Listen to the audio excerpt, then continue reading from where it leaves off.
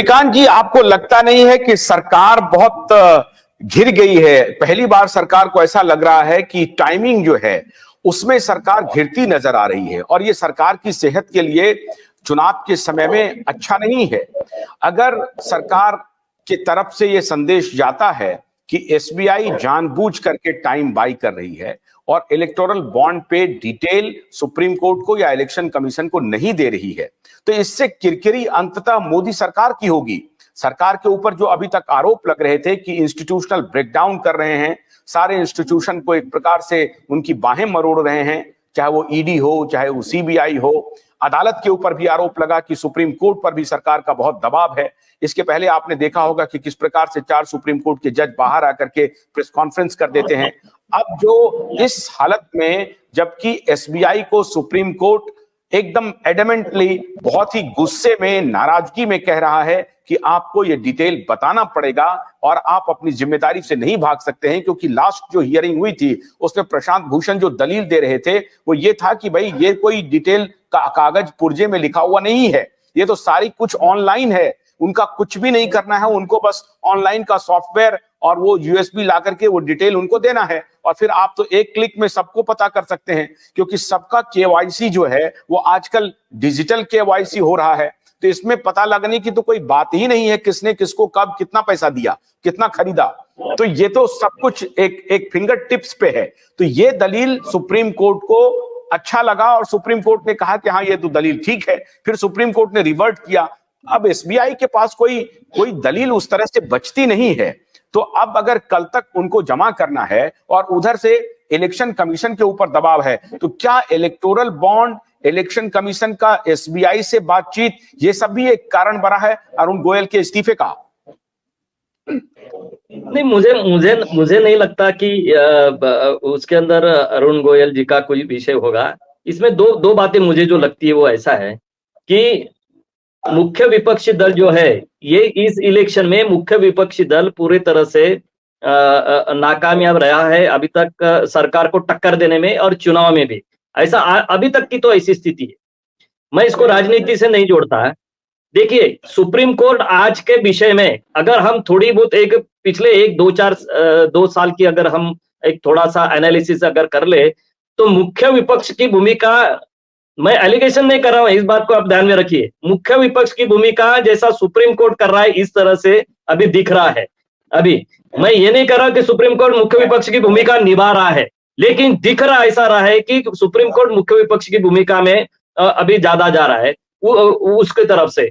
लेकिन ये जो विषय है, इसलिए सरकार ने इस विषय को एसबीआई को कहा होगा कि ये इलेक्शन का माहौल है और विपक्ष के पास कोई अपना मुद्दा नहीं है कि जिसको सरकार के ऊपर कोई प्रहार कर सके और उसके उस मुद्दे के ऊपर चुनाव जीत सके। तो सरकार ने शायद, सरकार, मुझे नहीं लगती कि नरेंद्र मोदी जी की सरकार इस बात से कोई इलेक्शन के इसमें कोई मुद्दा मिलेगा विपक्ष को, और जैसा चुनावी बॉन्ड के विषय में कल अगर कोई डेटा अगर बाहर निकल जाए और ऐसा उसमें पता चल जाए, और वो ऑब्वियस है भी कि सबसे ज्यादा पैसा अगर किसी को मिला होगा तो वो भाजपा को मिला होगा, इसका इलेक्शन के ऊपर कोई फर्क पड़ेगा ऐसा मुझे लगता नहीं है। लेकिन सरकार ने ये कोशिश की होंगी कि ये इलेक्शन का मुद्दा बन सकता है, वो इलेक्शन का मुद्दा ना बने, इसलिए एसबीआई को बता दिया होगा कि भाई आप उसको जून की अभी तारीख ले लिए, ये इसका विषय मुद्दा नहीं बनना चाहिए, इसलिए वो एसबीआई को दिया होगा। लेकिन जो अभी स्पेकुलेशन विपक्ष की तरफ से चल रहा है कि शायद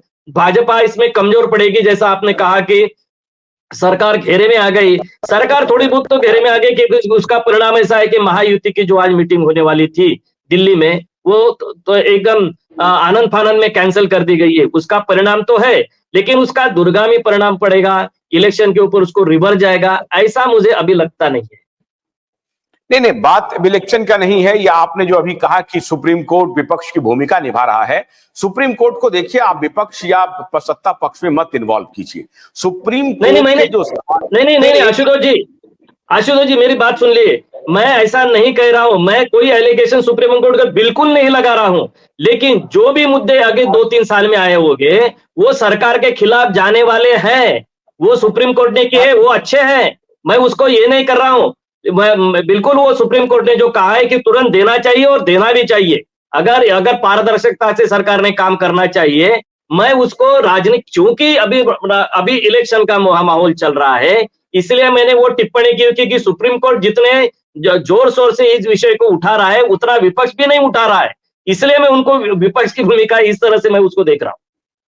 मैं तो यही सवाल उठा रहा हूं कि मोदी जिस प्रकार को इलेक्शन कैंपेन में पिच कर रहे हैं और परिवारवादी भ्रष्टाचारी राजनीति के ऊपर अटैक कर रहे हैं, इस मुद्दे से क्या मोदी की साख इलेक्शन के दौर में साख पर कोई बट्टा लगेगा? क्योंकि अगर एसबीआई से सुप्रीम कोर्ट कह रही है कि भैया आप हमें डिटेल दे दीजिए, तो कोई गुनाह वाली बात तो है नहीं।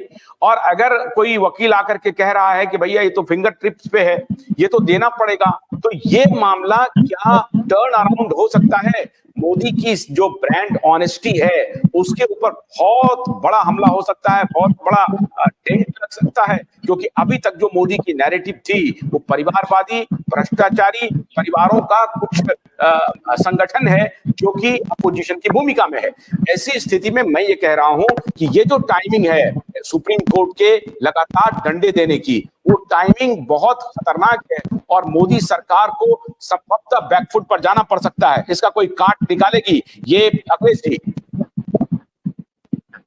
नहीं, मैं ये कह रहा हूँ कि देखिए सबसे बड़ी चीज है कि राजनीति में कोई पाक साफ तो है नहीं। ये जो चुनावी बॉन्ड है, इस बॉन्ड को लाने के पीछे एक पारदर्शी बात ही कही गई थी कि इस बॉन्ड को लाने के बाद राजनीति में पारदर्शिता आएगी, ट्रांसपेरेंसी होगी।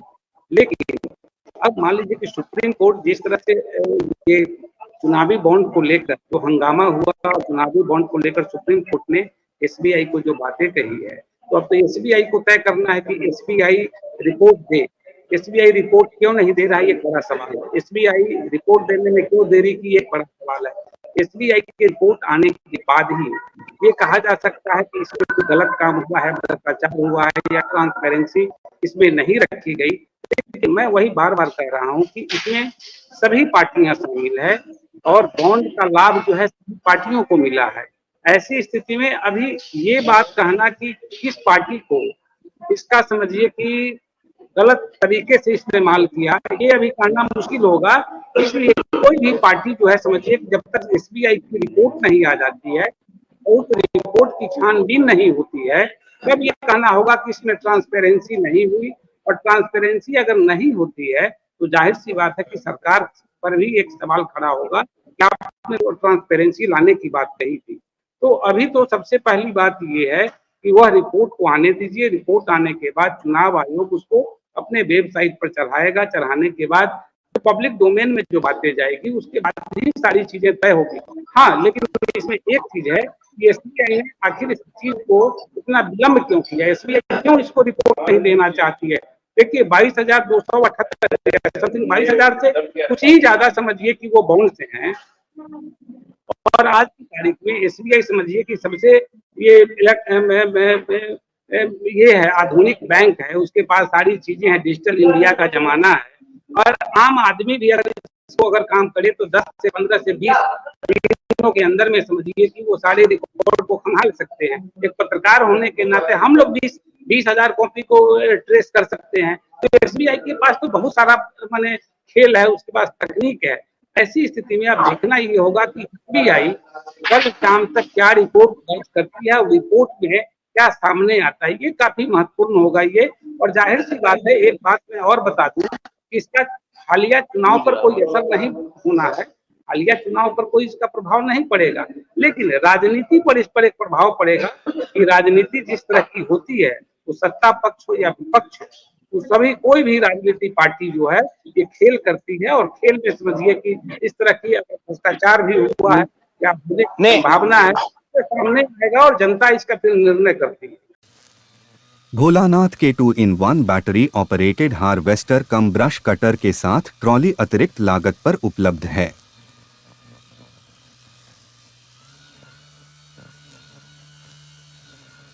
अधिक जानकारी के लिए कृपया दिए गए नंबर पर कॉल करें।